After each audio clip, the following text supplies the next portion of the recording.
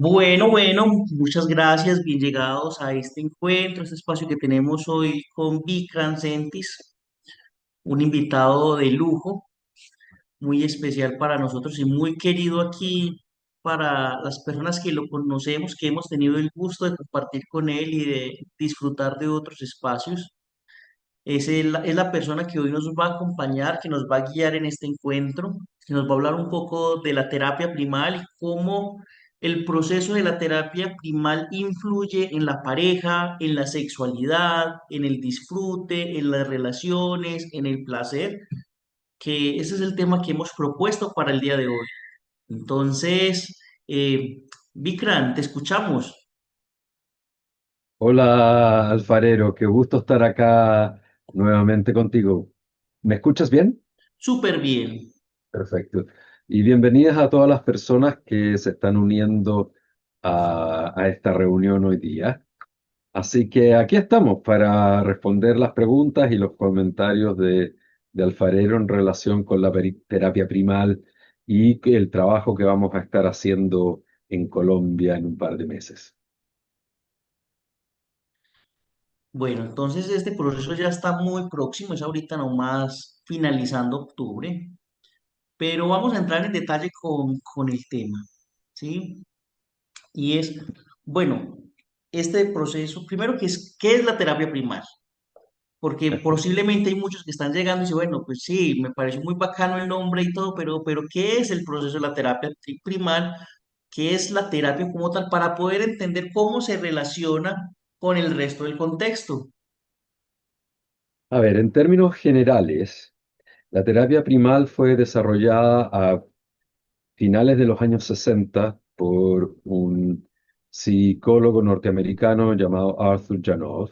Y uno de los grandes descubrimientos que él hizo en su consulta privada fue que la mayoría de las estructuras neuróticas o disfuncionales o de los patrones inconscientes o automáticos de conducta que tienen los adultos tienen su origen en la represión del dolor emocional infantil. Es decir, aquellas experiencias emocionalmente aflictivas que nosotros no vivimos completamente fueron desencadenando estrategias de supervivencia emocional y patrones de conducta automática que de alguna manera han marcado o determinado cómo nosotros operamos poco eficientemente como adultos hoy en día. Y, y básicamente el gran descubrimiento junto con el dolor emocional reprimido es el hecho que este dolor emocional proviene de la insatisfacción de nuestras necesidades afectivas como infantes. Por lo tanto, la terapia primal esencialmente es un trabajo con la niñez y con la relación con los padres.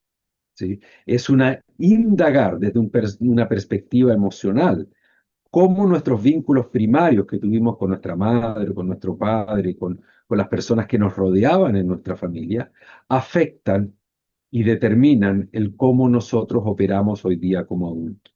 Y el factor fundamental en esa forma de operar tiene que ver con la represión de las sensaciones y de la expresión de nuestras emociones aflictivas, como la tristeza, la rabia y el miedo. Eso en pocas palabras.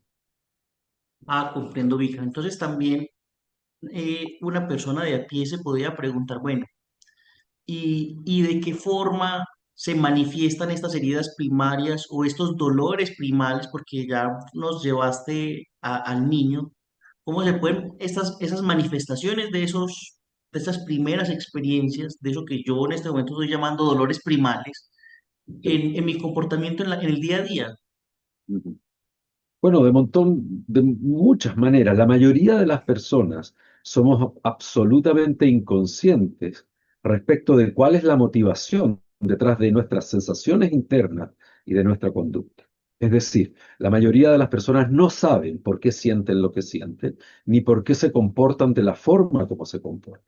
Se pueden dar cuenta que muchas de sus formas de operar son automáticas, pero no saben por qué es así y pueden darse cuenta, por ejemplo, que muchas veces la forma como respondemos al entorno no es la forma más adecuada o más eficiente para lo que está ocurriendo.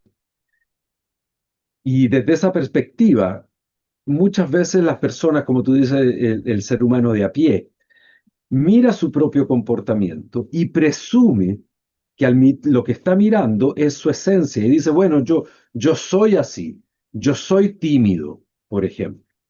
Y la verdad es que desde un punto de vista psicológico, la timidez es una estrategia de supervivencia emocional aprendida tempranamente en la infancia para poder sobrevivir a ambientes sociales donde yo me sentía excluido, criticado, ridiculizado, juzgado o derechamente agredido. Y yo resolví retirarme del contacto interpersonal hasta estar seguro que ese contacto interpersonal sea algo seguro o nutritivo. Por lo tanto, lo que ocurre es que la mayoría de nosotros hemos desarrollado una máscara social, un falso yo, que es lo que nosotros miramos cuando miramos nuestro comportamiento y presumimos que ese somos nosotros en esencia, sin darnos cuenta que hay una capa de conciencia aún más profunda que tiene que ver con lo que nosotros podríamos llamar nuestra propia autenticidad. La mayoría de nosotros tenemos esa autenticidad cubierta, sepultada por capas y capas de comportamientos automáticos y de estrategias que pueden haber sido muy útiles en mi niñez para sobrevivir emocionalmente, pero son estrategias que hoy día son arcaicas, son anacrónicas con lo que está pasando en este momento.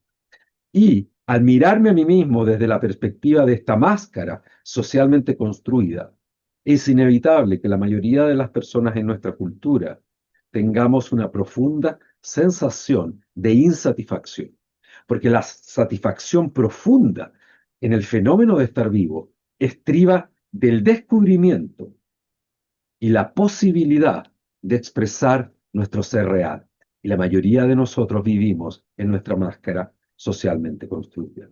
Y hay montones de ejemplos que yo les puedo dar y que ustedes pueden reconocer de momentos en los cuales su niñez herida es la que está manejando las situaciones que están ocurriendo en su entorno.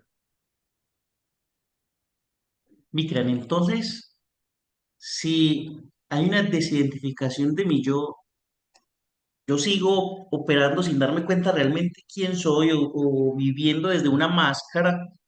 Cuando me relaciono con el otro, de entrada estoy compartiendo desde el engaño, desde la absoluta ignorancia de mi ser. Entonces, ¿yo cómo puedo exigirle al otro una conquista que he sido incapaz de ofrecerme a mí mismo? Una relación auténtica y genuina, cuando llego Bueno, perdido al encuentro. bueno, en Chile tenemos una expresión, no sé si se ocupa en Colombia también, que dice en casa del herrero siempre hay cuchillo de palo. Aquí Y, es en casa de herrero, asadón de palo, sí, es parecido. ok. Bueno, nosotros inconscientemente aspiramos a ese espacio de verdad, de autenticidad, de realidad. Como muchas veces no lo podemos encontrar dentro de nosotros mismos porque no tenemos las herramientas para poder hacerlo, lo esperamos en el otro. Entonces, demandamos o exigimos que el otro sea real, cuando en el fondo eso es una proyección de nuestra propia anhelo de realidad y de autenticidad. No es inusual que nosotros busquemos en los otros aquello que nos falta, aquello que está sepultado dentro de nosotros mismos. Por lo tanto, y esto de alguna manera no funciona, porque el otro también estaba probablemente exactamente en el mismo viaje. También está esperando que tú seas real, que tú seas verdadero, que tú te muestres tal cual. Y una vez que tú me asegures que eso va a estar seguro para mí, voy a estar a salvo, entonces quizás yo me voy a empezar a mostrar verdadero. Y como los dos están esperando que el otro dé el primer paso, la cosa no funciona. Al final, las personas se relacionan con nosotros desde, aunque no nos gusta mucho reconocer esta palabra, desde una actitud absolutamente manipuladora. La mayoría de las personas en las sociedades industrializadas occidentales son increíblemente manipuladoras y en negación de esa manipulación. ¿Ah? Cuando le pregunto, no, yo soy auténtico, soy real, no estoy manipulando. Mentira. Rara vez yo movilizo mis propios recursos psicológicos. Usualmente trato de convencer al resto de las personas que me rodean que movilicen los propios, para yo tratar de satisfacer mis necesidades afectivas. Y Vikram, y lo más confrontante de la historia es cuando yo espero que el otro adivine cuáles son mis necesidades afectivas, cuáles son mis deseos, porque es que si yo tengo que expresarle al otro qué es lo que quiero, qué es lo que yo necesito, entonces es porque no me valora, no me presta la suficiente atención, y si tengo que decírselo, pues entonces ya no lo quiero. Bueno, esto viene de la niñez. En realidad, gran parte de nuestro sufrimiento viene de la niñez. Cuando nosotros somos pequeños, nosotros no podemos articular nuestros deseos o necesidades en el lenguaje porque somos inconscientes de ellas. No nos damos cuenta de lo que ocurre y de hecho requerimos de que nuestros padres estén con su atención fijada en nosotros para que ellos puedan descubrir qué es aquello que nosotros necesitamos. Sobre todo piensen ustedes los primeros 3 años de vida, cuando no tenemos el desarrollo del lenguaje, por lo tanto no nos podemos expresar. Por lo tanto, esa parte, esa fase de nuestro desarrollo psicoemocional, en el cual yo espero que el adulto que me cuida me vea para yo sentirme querido y atendido en mis necesidades, inconscientemente es transferida a la relación de pareja y se convierte en una fantasía que es incumplible. ¿Cuál es esa fantasía? Si alguien realmente me ama, va a saber lo que yo necesito y me lo va a dar, por lo tanto. Y si no me lo da o no sabe, es porque no me ama. Ahora, ustedes podrán entender que si un padre o una madre no es capaz de descubrir eso en su hijo, o sea, es fantasía, pero tipo ciencia ficción, el esperar que mi pareja, que es otro adulto, que no creció conmigo, que no se desarrolló conmigo, que no me ha visto evolucionar a lo largo de mi vida, tenga los poderes mágicos para descubrir lo que yo necesito. Por lo tanto, aquí nuevamente estamos transportando algo de nuestra infancia al vínculo afectivo. Un vínculo de pareja adulto, maduro, es un vínculo donde yo hago explícita mis necesidades y mis expectativas, qué es lo que yo quiero de la relación y qué es lo que yo necesito momento a momento.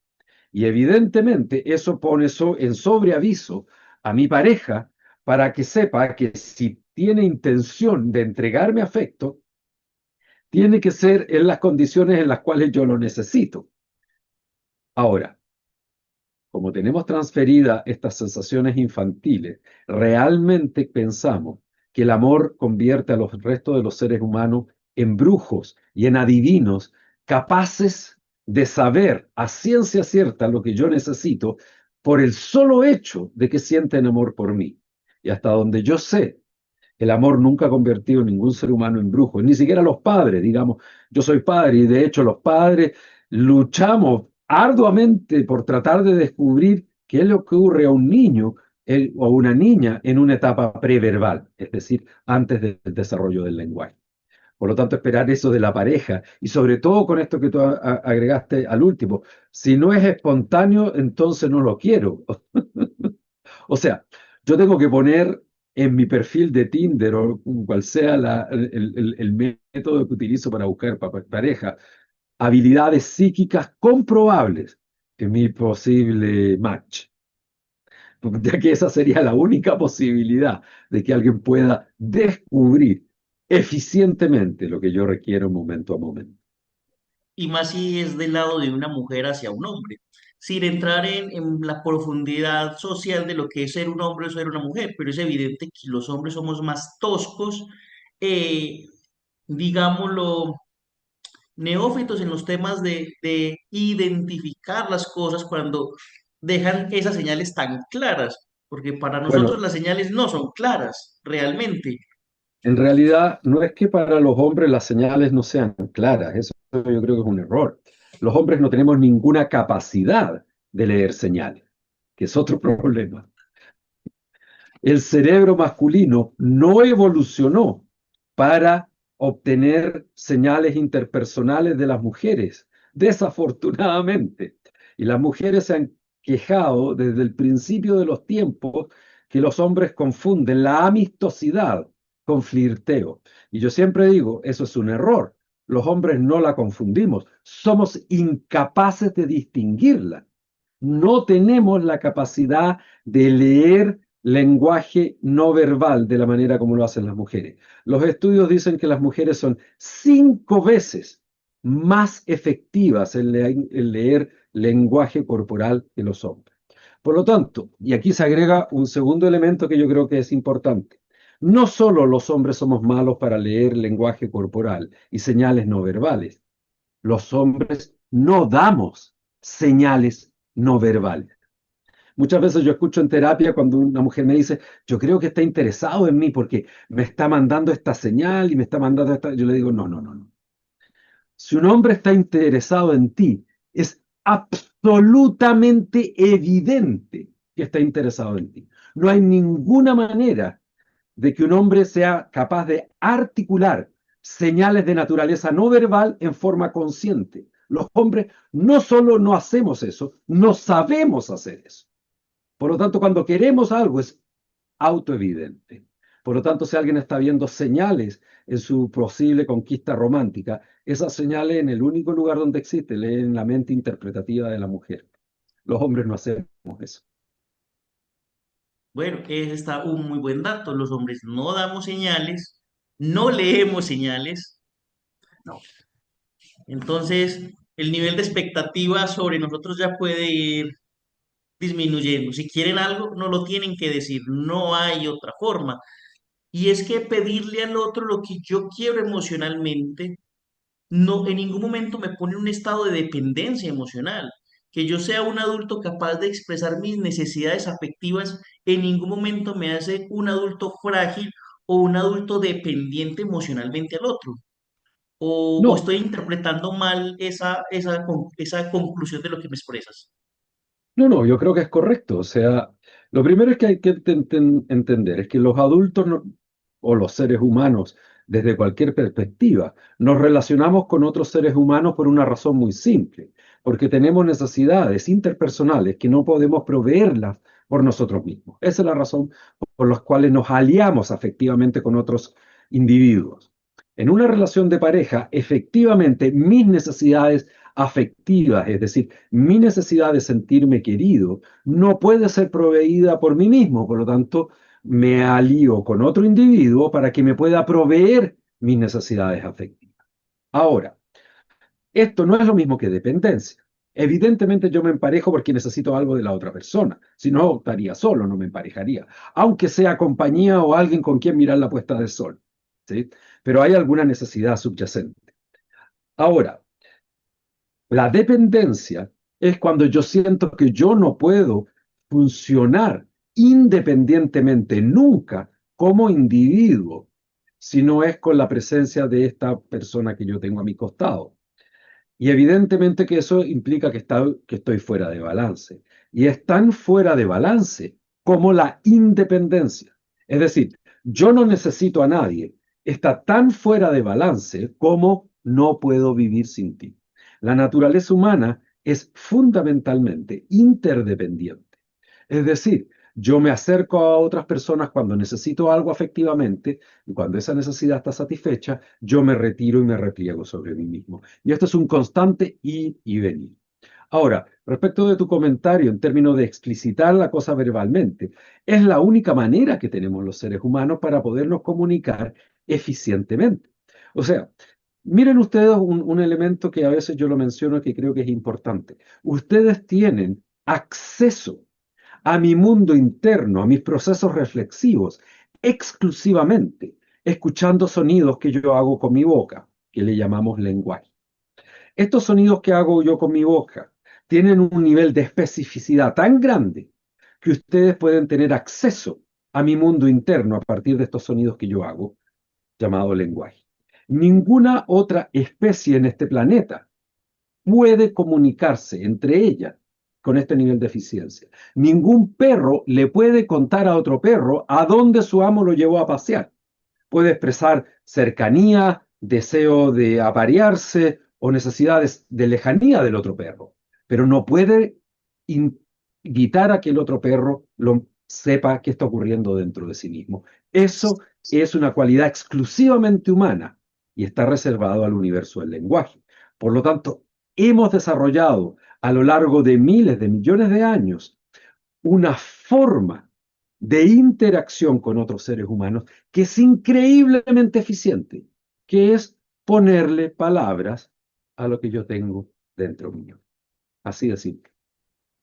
Vikran, y si yo soy una persona de naturaleza solitaria, que yo ya trabajé todo este tema de las heridas de infancia, mis heridas primales, y el resultado de eso es que yo no necesito acercarme a nadie. Soy un ser absolutamente independiente, que es la prueba de mi sanación. Yo no me relaciono con nadie, no necesito A de ver, nadie, ya estoy por encima del bien y del mal. ¿Qué pasa con estas personas? eso es lo que se llama vulgarmente alguien que se está contando un cuento. Si yo he recuperado para mí mismo mi naturaleza intrínseca, yo no me convierto en un lagarto de cerro, me convierto en un ser humano mamífero. Y los seres humanos mamíferos tienen la característica de estar biológicamente programados para asociarse afectivamente con otros seres humanos mamíferos. Ahora, es posible que yo pueda disfrutar mi espacio de soledad profundamente, pero eso no significa que yo tenga dificultades para compartir con otras personas. Puedo no estar muy interesado, quizás, en tener conversaciones superficiales o estar, no sé, hablando de fútbol, pero yo he recuperado para mí mismo mi capacidad de interactuar libremente en términos sociales y tengo exactamente la misma habilidad para estar con personas como para replegarme y estar solo. Por lo tanto, una persona, por así decirlo, psicológicamente evolucionada, no es una persona que no necesita nada de nadie, sino que es una persona que sabe perfectamente cuándo necesita apoyo y ayuda y la busca y cuándo puede resolver algo por sí mismo.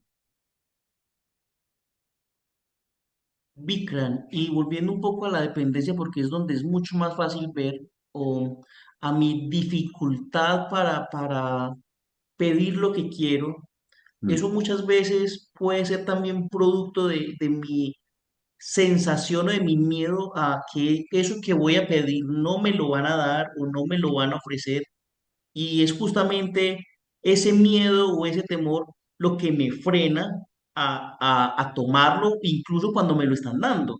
Porque a veces en el término de la pareja, ay, no es que yo quiero un hombre así, así, así, o una relación así, así, y cuando esa persona aparece, yo no lo tomo.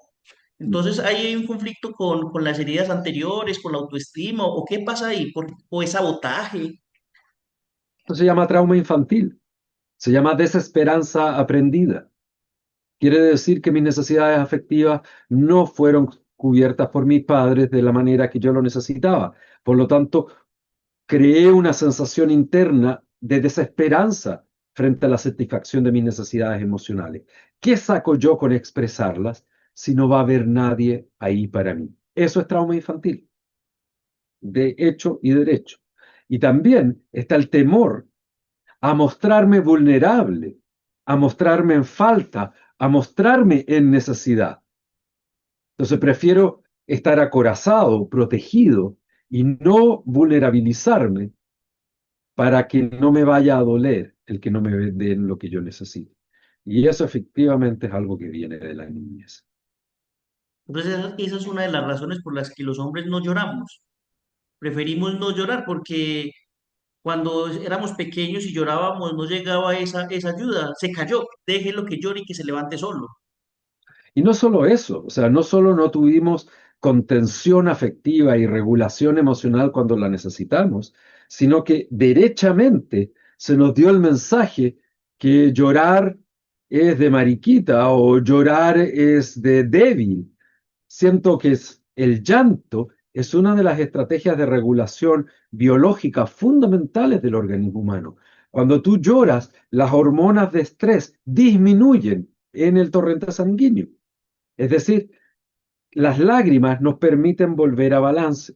Por supuesto, si no va a haber nadie para mí, la sensación interna que yo tengo es de que esta es una empresa inútil y aprendo a instalarme emocionalmente en un lugar de desesperanza aprendida. Desesperanza aprendida, muy, muy confrontador esa palabra. Yo creo que incluso es nueva para muchos de nosotros que nos reunimos hoy contigo, Vikram. Entonces, frente a ese panorama, hay oportunidad que en un proceso terapéutico como la terapia primal o el retiro del niño interior, estos patrones o estas conductas aprendidas y tan arraigadas, porque es que si yo no me doy cuenta y lo hago todo el tiempo, es que eso está muy, muy clavado en mi psiquis y en mi ser, ni siquiera lo tengo que pensar. Mm. Entonces, en un espacio de esta, hay forma de, no sé, romper, transformar, cambiar. Y cuál es esa Así es. forma como se logra ese cambio? El camino tiene que ver con validar mi experiencia como niño, como niña. Eso es lo primero. La mayoría de las veces nuestras experiencias emocionales no fueron validadas, sino calzaban con las ideas que tenían los adultos que nos rodeaban. Por lo tanto, nosotros crecimos constantemente en un proceso donde fuimos todo el tiempo recordado que nuestras sensaciones emocionales y nuestro sufrimiento, nuestro dolor, no era tan importante, tan valioso o tan necesario ser expresado como nosotros lo sentíamos. Por lo tanto, lo que primero que nosotros hacemos es generar un contexto grupal, emocional, vincular en el retiro sanando el niño interior, donde tú vas a ser acompañado en un proceso de validación de tus emociones y en un proceso donde tú puedas expresar esas emociones que no pudiste expresar en el momento, donde puedas llorar desde el abdomen, aquel dolor que no pudiste llorar en su momento, que tengas la posibilidad de sentir tu rabia, de sentir tu frustración y poderla expresar en un contexto donde estamos acompañando, de tener la posibilidad de experimentar y sentir el miedo. La mayoría de la gente le tenemos miedo al miedo. ¿Sí? No nos permitimos totalmente estar en esa emoción. Y el problema es que todas estas emociones así llamadas negativas, que en realidad no existen las emociones negativas, es una fantasía cultural, todas las emociones cumplen una labor fundamental en el organismo humano, incluso así las llamadas negativas que nosotros llamamos constrictivas o aflictivas, que es la tristeza, el miedo y la rabia. La tristeza te permite ir hacia adentro. El llanto te permite volver a balance. La rabia te permite empoderarte frente al entorno, poner límites y defenderte. Y el miedo te indica la posibilidad de peligro. Por lo tanto, al tener esta posibilidad en un contexto terapéutico, en un contexto de acompañamiento, de poder revivir experiencias difíciles, darse permiso para expresar lo que no pudimos expresar en su momento. Y creo que esto es importante mencionarlo. La mayoría de las veces, lo que determina que una experiencia sea traumática no es la experiencia en sí, sino el contexto emocional, el contexto de relación con mis padres, con mis cuidadores afectivos, en el cual ocurre esta experiencia.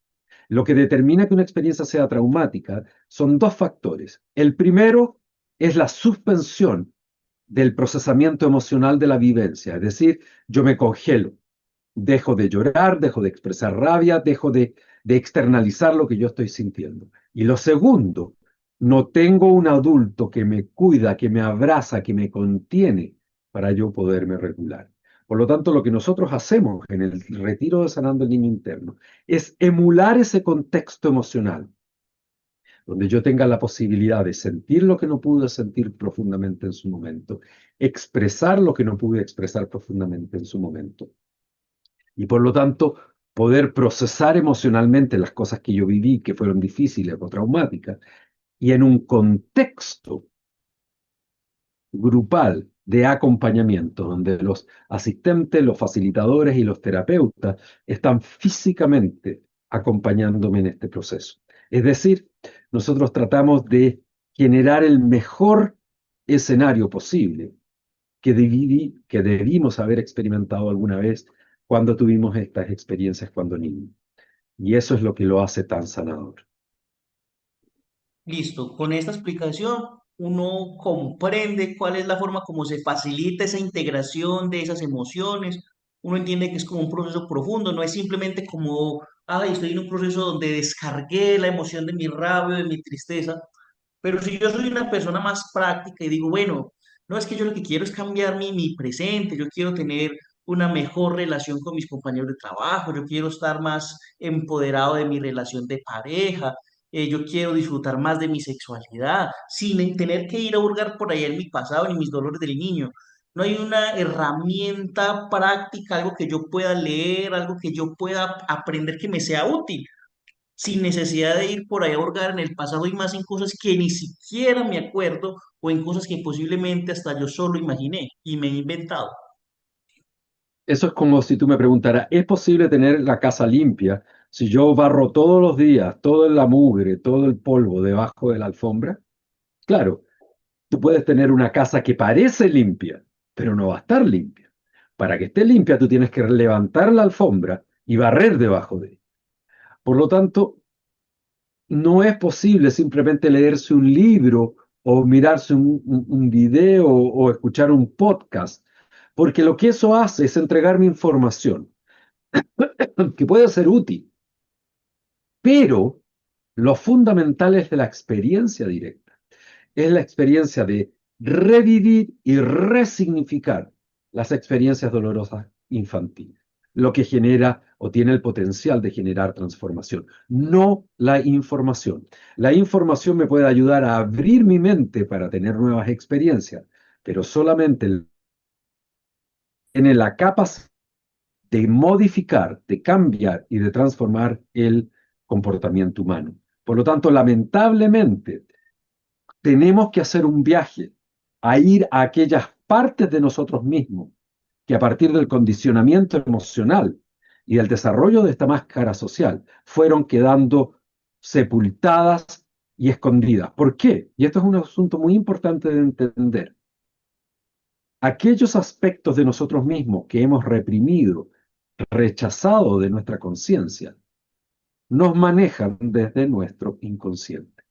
Es decir, la mayoría de los adultos en nuestra cultura están todo el tiempo siendo manejados por experiencias que vivieron hace 15, hace 20, hace 30 años atrás, de las cuales muchas veces no son conscientes y que están determinando todo el tiempo cómo estos adultos se sienten respecto de sí mismos y evidentemente respecto del mundo que los rodea. Y eso incluye la pareja y las otras personas que están a mi alrededor.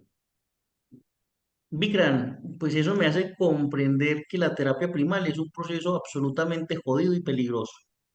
Porque si tiene un potencial, porque yo lo que quiero es que las cosas mejoren acá sin yo tener que hacer un esfuerzo o sin yo cambiar en el proceso.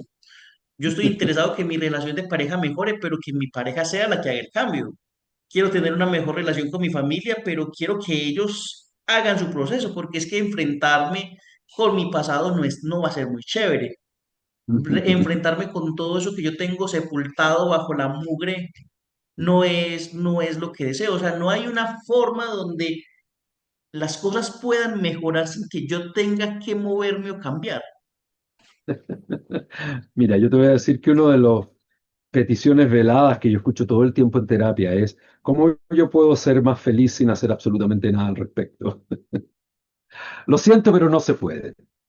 Y aquí voy a dar una señal de alerta. Cualquier tipo de proceso de crecimiento personal que te ofrezcan mejorar como tú te sientes respecto de ti mismo y el mundo que te rodea, perdón, sin involucrarte profundamente con tus emociones, con tu dolor, con tu miedo, te están mintiendo. Un proceso de crecimiento verdadero es un proceso que implica abrazar las partes de mí mismo que yo he ido escondiendo de mi conciencia a lo largo de los años.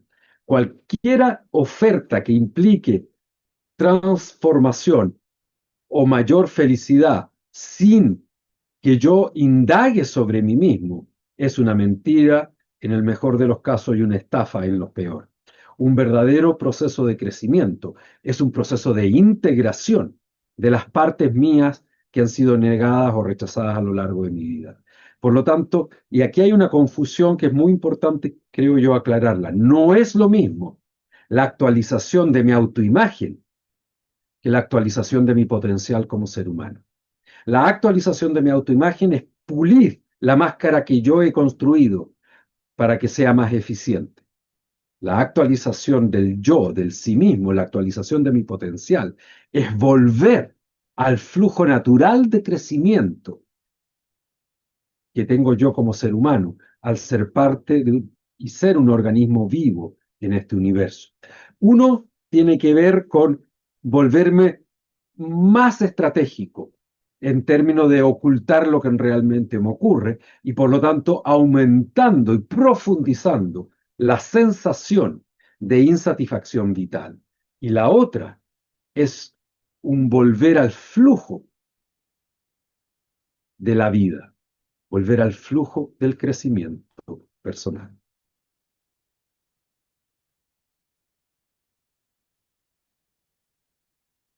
Pues, ¿qué te digo? Es que nos deja como silenciados esa actualización de la imagen, porque eso me permite comprender, por ejemplo, que yo a veces he hecho muchas cosas para demostrarle a los demás que yo estoy bien, pero no importa qué haga, qué compre o a dónde me lleve, hay algo que yo no puedo recuperar o que no puedo llenar, posiblemente todas esas partes de mí que he dejado sueltas en el camino, todas esas partes de mí que he dejado ancladas en historias, porque esas historias duelen, mirar ese pasado duele, volver a esas experiencias duele, por algo las dejé atrás.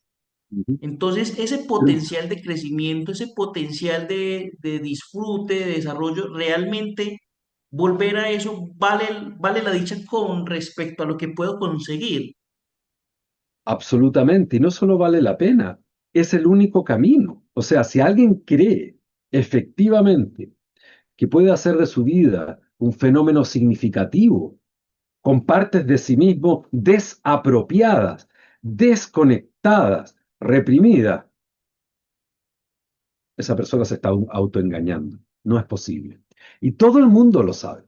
Yo nunca me he encontrado con un ser humano que al final del día, cuando está en su cama mirando el cielo raso, se pregunta, ¿y esto es el fenómeno de estar vivo? ¿De esto se trata? Estar normalmente acorazado es una estrategia de supervivencia que funcionó durante mi niñez y fue importante para que yo pudiese sobrevivir a ambientes emocionales que probablemente no estaban apoyando mi propia verdad o autenticidad. Pero eso es vivir al mínimo de mi potencial como ser humano. Existe muchísimo más potencial para cada uno de nosotros, disponible todo el tiempo, que nos permite unirnos al flujo de la vida. Y para estar unido al flujo de la vida, yo no puedo tener partes de mí mismo donde no me quiero meter. Eso es absurdo. Yo no puedo ser mi propio enemigo. Cuando hay partes que yo considero inadecuadas o malas o que yo no deseo estar en contacto, eso quiere decir que yo no soy total. Y un ser humano que no es total no es un ser humano que puede ser feliz. La felicidad solamente se encuentra en la totalidad del ser. Entonces, Vikram, si te estoy entendiendo al final del día, quizás yo puedo haber tenido una infancia muy precaria, como muchos la llegamos a tener, con dificultades económicas en casa, pero así yo hoy pueda comerme lo que quiera, comprarme lo que quiera, ir al restaurante que quiera, eso no va a borrar de mi inconsciente y de mi ADN esa frase de yo me saqué el pan de mi boca por dártelo a ti. No importa si puedo comprar toda la ropa que quiera, si de niño a mi hermano sí le dieron ropa nueva y yo tuve que conformarme con lo que me heredaron los demás. O sea que no importa qué experiencia me llevo, qué tanto haya cambiado mi capacidad adquisitiva de comprar cosas, al final del día no va a haber una satisfacción auténtica porque todo se sigue drenando por las mismas heridas y por los mismos patrones infantiles. Y te lo voy a decir en forma poética. Mientras yo no acoja, abrace y adopte a ese niño herido que yo una vez fui, nunca voy a poder estar libre de mi niñez. Y mira, mira esto que creo que es interesante porque puede parecer paradójico. Cuando yo me alejo de la conciencia de mi niño interior, yo soy total y absolutamente manejado por las experiencias dolorosas, aflictivas o traumáticas que yo tuve en mi niñez. Cuando yo abrazo, acojo esa dimensión de mí mismo, yo tengo algo que previamente no tenía, y es la posibilidad de escoger la vida que yo quiero vivir.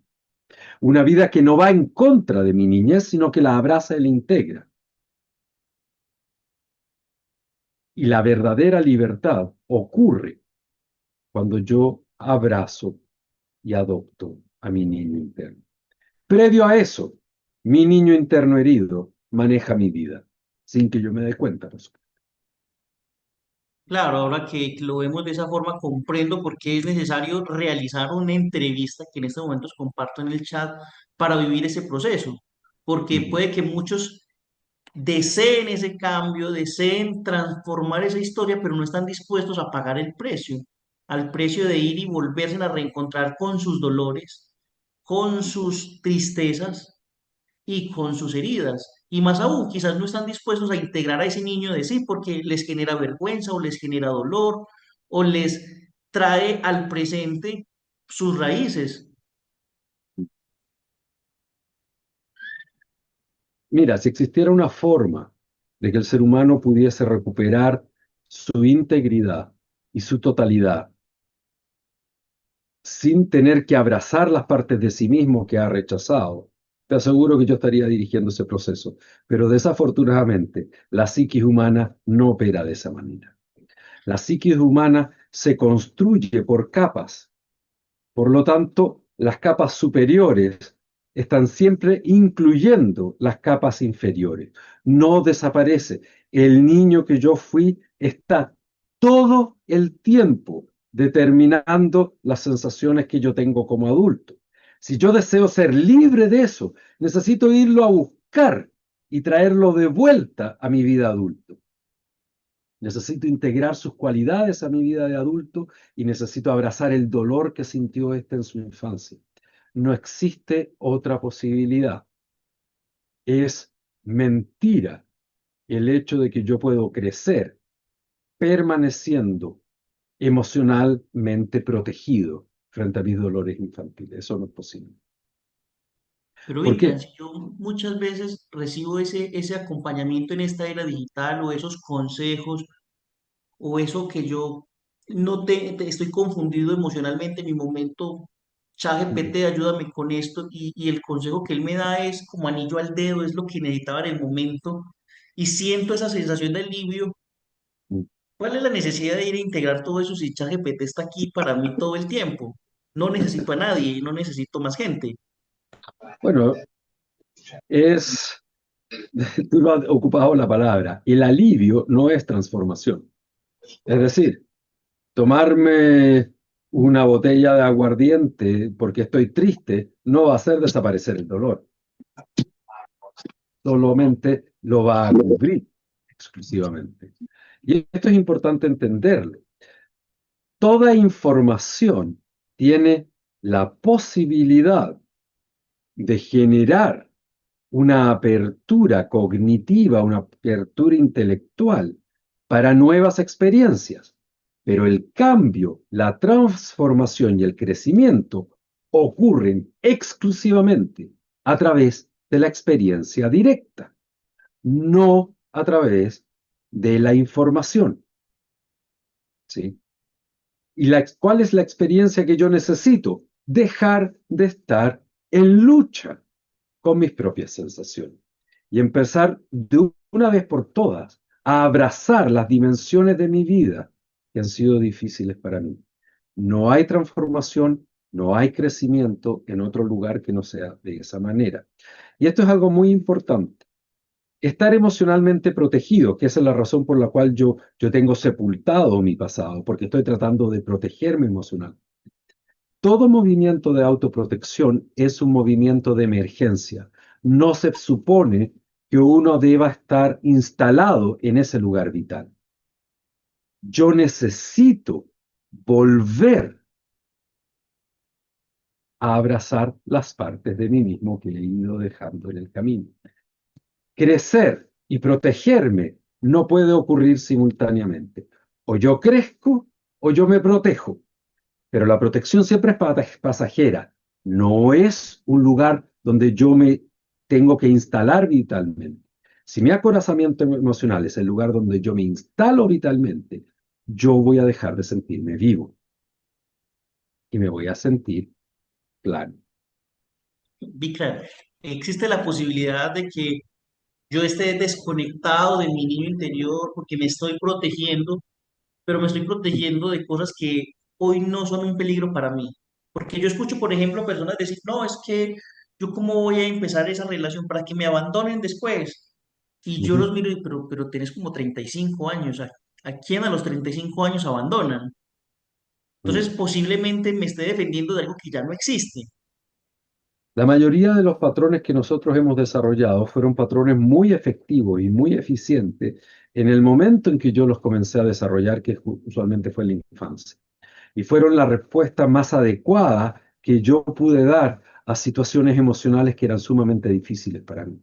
Pero que algo sea adecuado en un cierto contexto no significa que sea adecuado en todos los contextos. Es como si yo voy para Colombia. En este momento nosotros tenemos harto frío, bastante frío acá en Chile porque estamos en invierno. Por lo tanto, yo ocupo parcas de pluma. Ahora, si yo voy al verano colombiano y tú me ves con una parca de pluma, naturalmente, alfarero, tú me podrías decir, ¿no tienes calor? ¿Y cuál va a ser mi respuesta? Sí, estoy muerto de calor. Pero resulta que yo nací en Chile y allá los inviernos son crudos. Tú naturalmente me puedes decir, lo entiendo, pero estamos en Colombia. ¿Qué haces con una parca en Colombia? Y esa es la manera como la mayoría de nosotros navegamos por el mundo. Traemos estas adaptaciones de nuestros comportamientos que hicimos en la infancia y las seguimos aplicando en forma ciega en contextos donde ya no son adecuadas. Y no solo no son adecuadas, son absolutamente perniciosas, porque evitan el desarrollo de nuestro potencial como seres humanos. Me acuerdo cuando llegaste a Colombia el primer primal y te dije, vienes a Bogotá, es una ciudad muy fría y llegamos el equipo con nuestras chaquetas y todo y estoy con el pecho pelado. Me encanta el verano colombiano, pero está haciendo frío, es Bogotá. Claro, son diferentes contextos, naturalmente. Ahora, déjame decirte algo respecto de eso. Un organismo inteligente es un organismo que se adapta al entorno que lo rodea. Es decir, que observa qué es lo que está ocurriendo y decide cuál es la respuesta más adecuada para lo que está ocurriendo en el entorno. Pero no es eso lo que ocurre con nosotros. Andamos con patrones automáticos de conducta que no son adaptativos a lo que está ocurriendo en nuestra vida hoy en día. Fueron adaptativos cuando éramos niños, pero ya no lo son. Y eso necesitamos tomar conciencia de eso, necesitamos explorar esos patrones y necesitamos generar un contexto emocional, vincular y terapéutico, donde yo pueda explorar nuevas alternativas para lidiar con lo que ocurre en mi vida momento a momento. Miquel, muchas gracias. Muy claro lo que nos ofreces. Aquí tengo dos preguntas en el chat y es, Sí, dale. si las heridas en el inconsciente no me acuerdo de ellas, ¿cómo puedo abrazar a mi niña interior? Durante el proceso del retiro, el intensivo de terapia primal, lo que nosotros vamos a hacer es ir guiando a los participantes al encuentro con muchas experiencias de su vida. Entonces, es posible que yo no tenga recuerdos, pero eso no significa que yo no tenga representaciones sintomáticas de esas experiencias. Y de hecho, los primeros 3 años de vida son los más importantes en la generación de la estructura psicológica del ser humano. Y la mayoría de nosotros no tenemos recuerdos de los primeros 3 años de vida porque los recuerdos están organizados en nuestro cerebro alrededor del desarrollo del lenguaje, el cual aparece alrededor de los 3 años. Por lo tanto, incluso si tú no tienes recuerdo, las sensaciones emocionales todavía están ahí, están en el cuerpo. Por lo tanto, es cosa de que generemos el contexto adecuado y estas sensaciones van a venir a la superficie. Y va a ser fácil o posible, no sé si fácil, pero posible, el abrazar a la niña interna que está ahí. Y hacemos muchos ejercicios regresivos en esa dirección. Muchas gracias, Vican. Hay otra pregunta y es si el proceso primal de terapia primal solo es viable con el retiro que está proyectado para octubre o qué otras opciones hay para trabajar terapia primal. No, evidentemente que no es la única forma. En muchos contextos y hay muchos, hay distintos, por así decirlo, formatos donde se aborda esto. Pero ahora, en Colombia, en octubre, es lo que está ocurriendo, digamos. No es que sea el único, pero es el que estamos ofreciendo en este momento. También es cierto y es importante aclarar que lo mencionó Vikran ahora y es hay muchos profesionales o muchas personas que trabajan el tema del niño interior. Yo, por ejemplo, Sí. soy uno de esos que habla del niño interior y trabaja el niño interior. Sin Ujú. embargo, la profundidad o la capacidad de recrear en un entorno seguro las experiencias traumáticas, traerlas a flote y revivirlas, es la Ujú. experiencia lo que le da el factor diferenciador al proceso de terapia primal en un grupo de terapia sanando el niño interior o vamos a hacer club de lectura el niño interior, el niño interior no se sana. Aprendes que Sí. pronto pueden haber heridas, pero no va a haber esa profundidad como lo que ofrece el retiro de la terapia primal. Además que esta terapia primal tiene algo muy especial y es que va a ser previa a la formación internacional en Somatic, pero no la pronuncio realmente, pero va a ser Terapia corporal emocional. va a ser el primal que va a ir previo a una formación internacional que promueve Bicran desde Santiago de Chile con su equipo y su centro donde se abordan todos esos temas de la terapia del niño interior. Entonces va a ser un primal muy especial porque es la puerta para esta formación internacional donde las personas pueden profundizar no solo en herramientas para acompañar a los otros, sino en cómo ellos mismos pueden profundizar en sus propios dolores y en su propia historia. Entonces, esta es una puerta súper poderosa. ¿Sí? Ahora, una de las características que creo importante del retiro intensivo tiene que ver con el hecho de que estamos aislados de nuestra cotidianeidad. Es decir, nos tomamos un tiempo para salir de lo que es nuestra vida cotidiana y generamos un espacio cuyo único objetivo es trabajar con nuestra infancia. Y en ese contexto volvemos a ser todos niños. No somos ni papás, ni profesionales, ni madres, sino que fundamentalmente estamos ahí para dedicarnos con toda nuestra atención y con toda nuestra energía a abordar y trabajar nuestras heridas infantiles. Y vuelvo a insistir, y es experiencial, es una experiencia que todos los estudios en neuropsicología nos indican, como he repetido varias veces, que solamente la experiencia directa tiene la capacidad de generar transformación y crecimiento.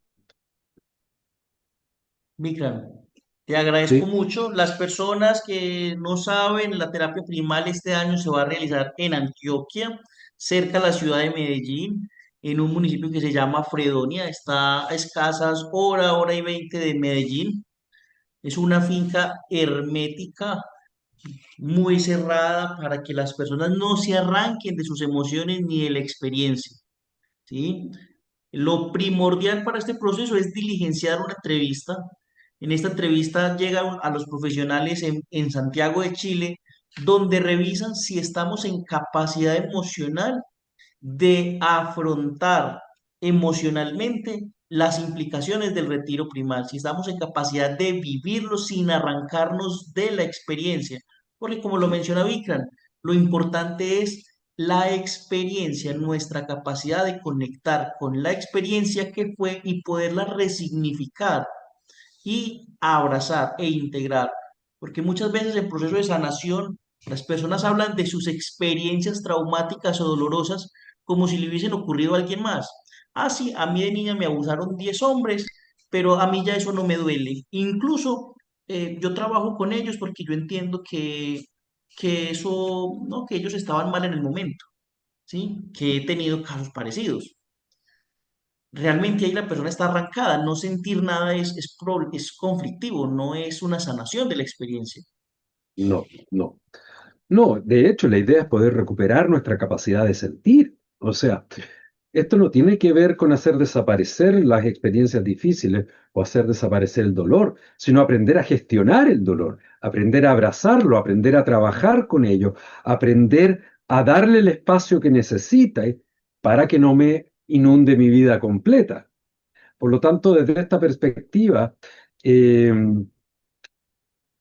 lo fundamental es sacar a alguien de este congelamiento respecto de su propia vida, para que pueda volver a estar vivo. O sea, al final es eso, para que pueda volver a ser un ser humano íntegro, total, porque solamente en esa totalidad es donde estriba la posibilidad de una profunda satisfacción vital. No sé si hay alguna pregunta, Alfarero. Muchas gracias. Ah, que aquí hay una pregunta. Cuando una madre es golpeada en el embarazo, ¿eso queda en la memoria del niño o eso también se trabaja en el retiro primal? A ver, eso no queda en la memoria. El niño no es capaz de recordar lo que estaba ocurriendo dentro del útero, pero eso va a determinar la formación de su sistema nervioso. Por lo tanto, más que quede como una memoria, va a quedar como una estructura de respuesta al entorno. Si la madre está estresada, las hormonas de estrés van a viajar a través de la placenta hacia el útero donde se encuentra el bebé. Por lo tanto, eso va a afectar cómo el bebé se siente si está experimentando ansiedad o angustia. Y evidentemente que si eso es algo que surge en el retiro primal, es algo que se trabaja.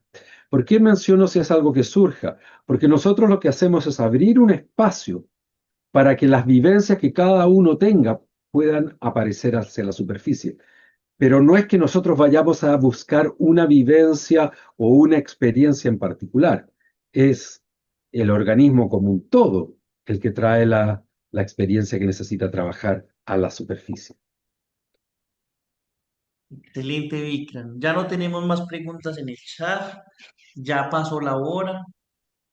Es tiempo que nos has compartido y lo que nos has compartido hoy es muy valioso, ha sido muy interesante, muy práctico también, porque eso también me permite a mí identificar si yo realmente me puedo conformar con el presente que tengo, porque no creo que valga la dicha o el sufrimiento ir a revisar lo que ya pasó, porque no es un capítulo cerrado en mi vida, o si realmente estoy interesado en cambiar y transformar esta realidad que tengo y estoy en capacidad de asumir el reto de conocerme a mí mismo. Entonces creo que esta explicación es muy clara para hacer esa divergencia. Si realmente estoy en el lado de conformarme con lo que hay, que ha sido mucho mejor que lo que tuve, y seguir hacia adelante sin mirar atrás, que creo que también es una postura respetable. No todas las personas, aunque no todas las personas realmente necesitan o les surge o quieren hacer un cambio, pueden sobrevivir otros 20 años con una sensación de vacío e insatisfacción profunda, han sobrevivido a cosas peores, entonces creo que por ahí va muy bien. Te agradezco mucho por eso. La fecha del retiro está proyectada para el 31, primero, 2 y 3 de noviembre de este año. Entonces, no siendo más y no siendo menos, te agradezco mucho, Vikram, por todo y te escuchamos una vez más antes de irnos. Sí. Bueno, vi acá en el chat que hay alguna gente que está preguntando por el costo, el lugar del retiro, etcétera. Supongo que esa información la harás disponible para ello. Hay una pregunta que me aparece acá que dice, cuando la madre llora o tiene espacio de mucha tristeza durante el embarazo, ¿esas experiencias también afectan al niño? Sí, así es. ¿Por qué? Porque las hormonas de estrés van a viajar por el torrente sanguíneo hacia donde está el hijo en el útero. Ahora, no es posible medir exactamente de qué manera esto afecta, pero al ser una unidad simbiótica, la madre y el bebé, evidentemente las experiencias de ansiedad o de angustia de la madre van a afectar al infante. Ahora, no es el llanto en sí, sino que no es el hecho de llorar. De hecho, el hecho de llorar ayuda muchísimo a aliviar la angustia. O sea, es más peligroso, por así decirlo, para el bebé que la madre esté con angustia y no esté llorando porque no tiene la posibilidad de volver a balance. Si llora, tiene la posibilidad de volver a una sensación de equilibrio interno. Por lo tanto, efectivamente que sí, eso afecta. Ok, entonces, terminando esta reunión de hoy día, quiero darle muchas gracias a todas las personas que se nos unieron. Quiero darle las gracias a las personas que van a participar en el retiro a finales de octubre, principios de noviembre. Y, reiterar una última cosa que la mencioné antes, pero creo que es importante volver a hacer énfasis. Mucho más es posible para nosotros. La mayoría de nosotros no somos conscientes ni siquiera de un porcentaje de cuánto nuestro potencial de poder disfrutar el hecho de estar vivo, el hecho de sentirnos parte de la vida, de sentirnos vivos, de sentirnos en casa con nosotros mismos, la mayoría de nosotros estamos tan lejos de eso. Y la razón por la cual estamos lejos es por todo aquello que hemos reprimido y no hemos integrado a quienes somos hoy en día. Y el trabajo, sanando el niño interior, tiene que ver con eso, con integrarlo, con tomarlo de la mano y convertir al adulto en un padre o madre sustituto. De tal manera que esa parte de mí mismo que significamos con esta palabra niño o la niña interior pueda volver a balance. Si no, me va a manejar la vida, mis elecciones de pareja, de trabajo, mis reacciones emocionales, etcétera, etcétera. Eso, Muchas gracias, Vi. Lo que siempre dices es muy enriquecedor para nosotros y yo disfruto mucho, mucho estos espacios contigo. Gracias totales. gracias. Alfarero, muchas gracias por la invitación y nos estaremos viendo. Claro que sí. Nos vemos luego. Bueno, Así es. diligencia en la entrevista, muchachos, señores, señoritas, y que eso es lo primordial, ¿sí? Saber si podemos avanzar con el proceso, si estamos en capacidad de llevarnos a a esa historia, a esa experiencia. Muchas gracias por llegar, muchas gracias por conectarse. Tienen los contactos de tu mejor versión, el acceso por donde recibieron este acceso. Pueden comunicar, pueden agendar espacios para conocer un poco más de esto. Yo estoy absolutamente disponible para ustedes. Así que muchas gracias por llegar. Hasta pronto. Adiós. Gracias. Buenas noches. Buenas noches.